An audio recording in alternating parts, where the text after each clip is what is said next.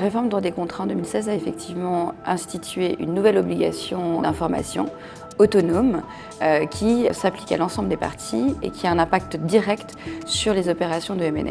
On a vu récemment de la part des clients des inquiétudes et une volonté de savoir comment est-ce qu'ils allaient pouvoir mettre en œuvre leurs obligations à cet égard de manière extrêmement concrète. Notamment, les vendeurs s'interrogent sur la nécessité de savoir s'ils ont besoin de systématiquement mettre en place des VDD pour assurer qu'ils n'ont pas caché des informations. Et de la même manière, les acheteurs s'interrogent sur quelles sont les questions qu'ils doivent poser aux vendeurs pour s'assurer qu'ils ont aussi rempli leur obligation qui est de s'informer et de poser des questions. La tendance que l'on aura tendance à décrire va être double.